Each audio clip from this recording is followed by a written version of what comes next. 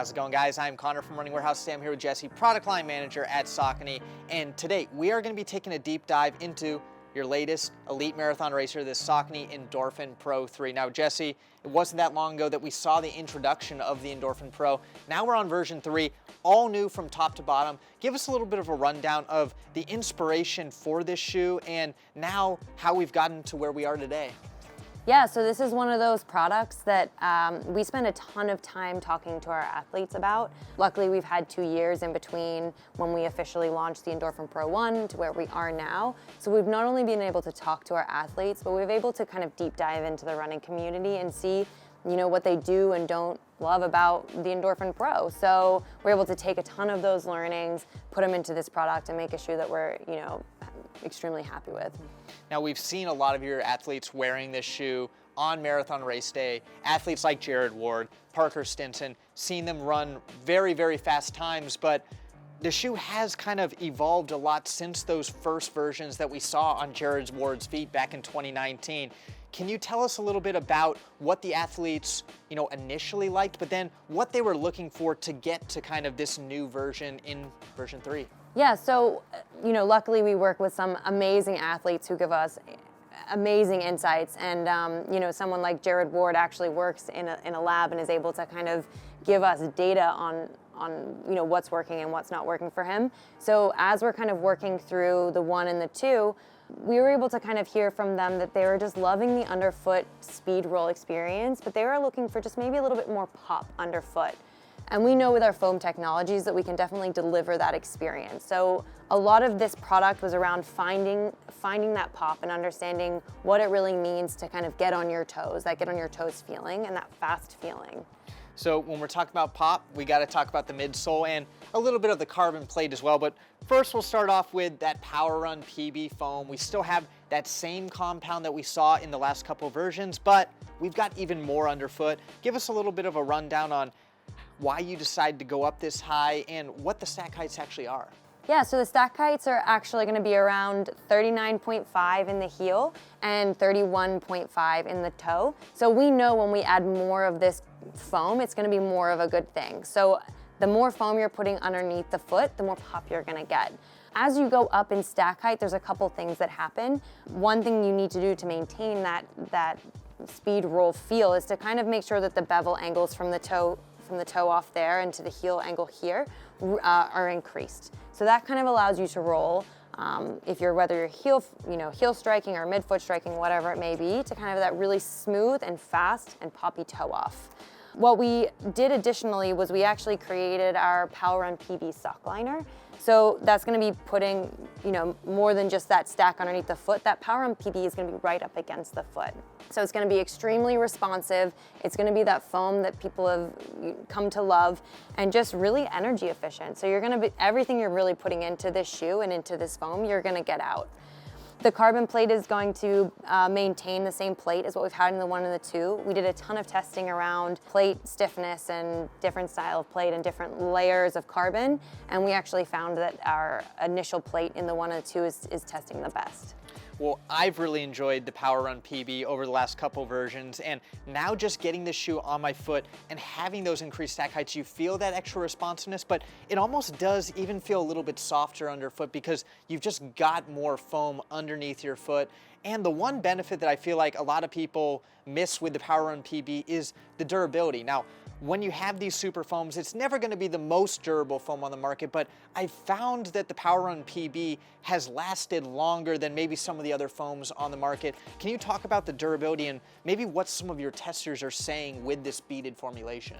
Yeah, so that's actually not something we were initially chasing after. We know that super foams are not the most durable thing, but we found with our testing that our product is maintaining that springy feel a lot longer than a lot of other super foams. So this is something that, you know, that wasn't initially part of the brief or anything, but we know that it's definitely a benefit for this product specifically. We know if someone's coming and purchasing a product at this price point that, you know, we want to go through more than just one season of a product like this. Yeah. Now, moving on down to the outsole, again, some more changes here. And when we talk about outsole and traction, that is an important part because you want to have that sticky grip. You want to have that traction out for the marathon distance, but you also want to keep weight at a minimum. Can you tell us how you ended up with this outsole layout? Yeah, so that is always the thing that we kind of go back and forth on, is how much outsole do you have on here and how much weight is it going to add? Are you going to reduce the outsole and then have a lighter weight product? So what we always try to do is make sure that we are having an outsole that protects the foam, especially in high wear areas. So when you're landing on the lateral part of your foot, rolling over to the medial side of the toe, and then obviously in racing product, you want to make sure that, you know, there are some early morning races, maybe it's misty out and the ground is slick. We want to make sure that that runner is going to be safe if they're going to be running through any turns. We do have places that the midsole is carved out, and so that's going to reduce some of the weight, which allows us to put enough rubber in the forefoot and the back of the foot. One thing that we did do between the previous versions of the Pro and this one is we have slimmed down the Pro outsole thickness. So it's going to be significantly thinner under the foot. It's just going to be a thing that helps us reduce the weight in this product.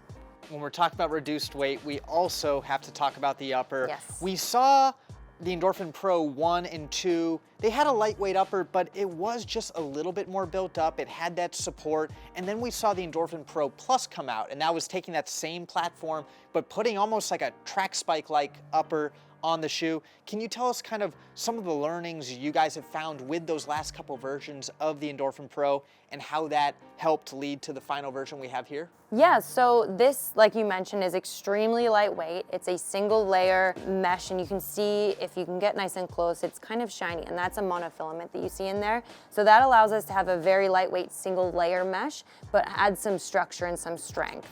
So like you said, there's a ton of learnings that came from the 1 and the 2, and then additional learnings with the Pro Plus. With the 1 and the 2, what we found is we actually needed to get more race ready. So we needed to get to a product that maybe felt a little bit more spike-like and maybe a little bit more snug to the foot. And then as we went to the Pro Plus, we had a ton of learnings about what this material is capable of and what it maybe isn't capable of. So we do have a nice TR counter in the back here, and that's really gonna lock you down. So it's gonna be a nice kind of differentiation between how lightweight and snug to the foot this is, but making sure we still have those structural elements that create a lockdown experience.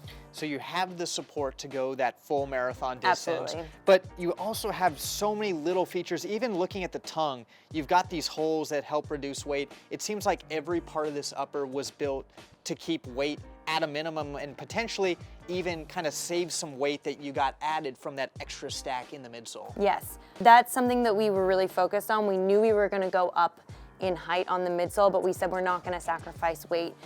So those were those little product details that we really focused on to make sure that weight wasn't coming in any heavier than it should be. So this really is a product that is race ready from midsole to outsole to upper. Well, I was a big fan of the Endorphin Pro 1, the Endorphin Pro 2. I got some miles on the Plus, and now with version 3, it seems like it takes everything you learned and then just builds it up a little bit more, has a little bit more cushion. I tend to like a little bit more underfoot, so I feel like this will be even more geared for me for some of those marathon distances. But the real question I have is, for other people out there, what do you think most people are gonna use this shoe for? Hopefully for marathon racing, or whatever race that you sign up for. I think that everyone's really excited to get back into the racing world, so I think this is going to be an excellent addition to your race day product. Perfect. Well, I'm looking forward to getting some miles in this shoe, really testing it out. But if you're looking to get this shoe on your own feet, try it out for yourself. You can find it now. It's available here at Running Warehouse.